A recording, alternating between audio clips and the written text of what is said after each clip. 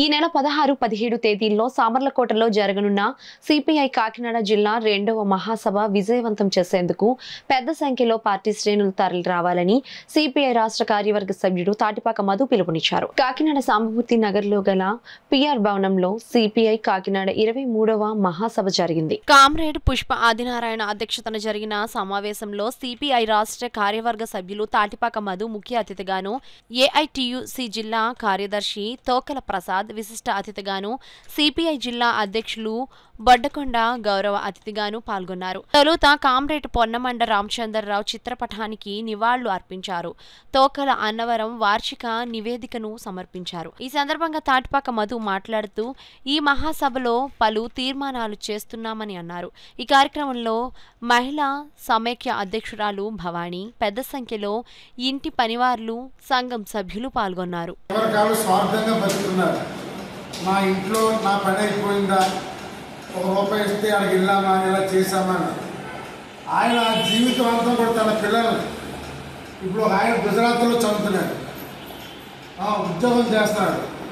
ఇంకొక ఆయన ఇక్కడ మన ఎన్ఎఫ్సిలో ఉన్నాడు. ఆ మనవరాలను డాక్టర్లు, మన జనరల్ హాస్పిటల్లో డాక్టర్.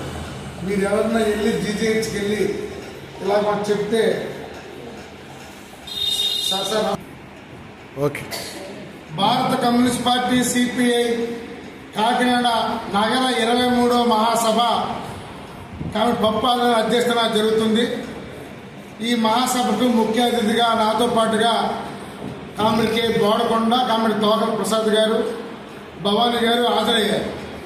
ఈ 3 సంవత్సరాల రిపోర్ట్ని మన అన్నవరం గారు ప్రవేశపెడతారు. ఈ మహాసభలో కొన్ని తీర్మానాలు చేస్తున్నాం.